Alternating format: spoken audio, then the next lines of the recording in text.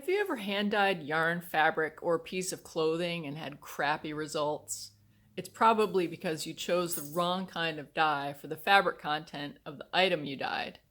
By the end of this video, you'll know what dyes produce the best results on specific kinds of fabrics. Hi, I'm Kristen. Welcome to the Dye School, where I teach you how to hand dye yarn, fabric, and clothing to color your world.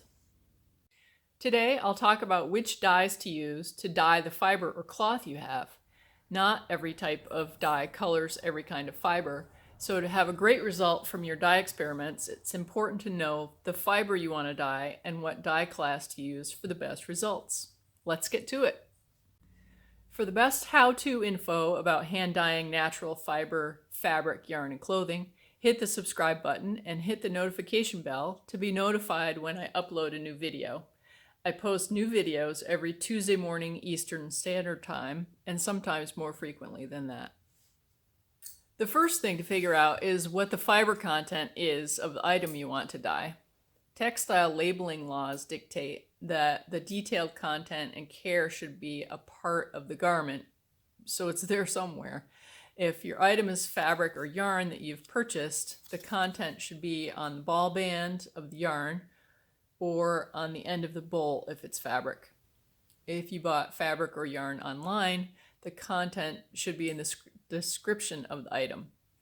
If it's a piece of clothing, it's as simple as looking for the care content label that's sewn into the garment. There are a couple of places to check for this: in the inside side seam and the back neck area. In tagless garments, the info is sometimes printed on the back neck instead of printed on a sewn-in tag.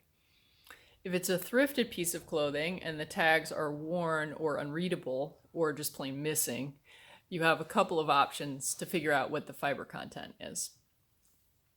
First, if you're skilled at feeling of a fabric and sussing out what the content is, great. Remember though, if you guess wrong, your item could come out looking like crap, or at the very least, not how you hoped.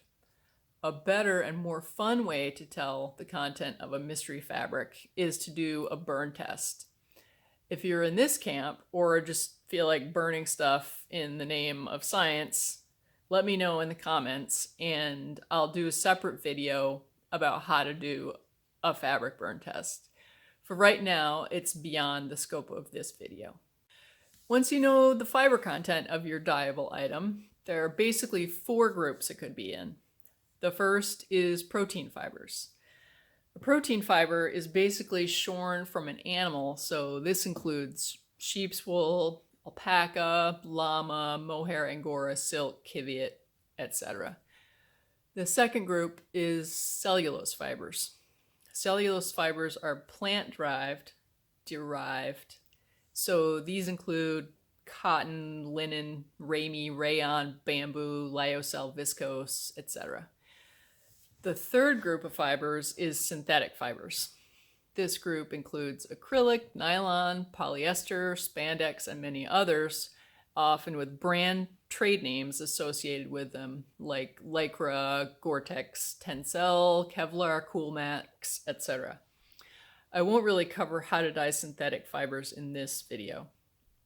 The fourth group, and often the most vexing for hand dyers, is blends of any combination of the previous groups. So, for example, cotton and polyester, or cotton and silk, or angora, lamb's wool, and nylon. Have you ever dyed something that didn't come out how you hoped? Let me know in the comments below what you dyed and what dyes you used. Now we can meet the types of dye, or dye classes as they're called. The ones I mention here are ones that are available to hand dyers that can be used easily at home and are readily available from online and some brick and mortar suppliers. There are other classes of dyes than these, but these are the ones I recommend for repeatable, predictable results at home. The first class of dyes is the fiber reactive dyes.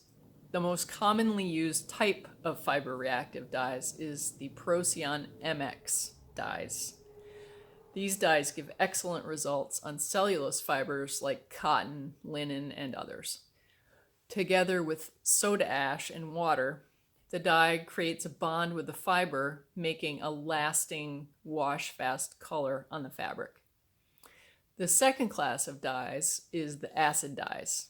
It sounds a bit dangerous, the acid dyes, but that simply means that a weak acid like vinegar is used as the means for the dye to attach to the fiber. Acid dyes give excellent results on protein fibers and the synthetic fiber nylon. The third class of dyes is the basic dyes. The name basic is related to their chemistry, not because they are the first dyes a person should try.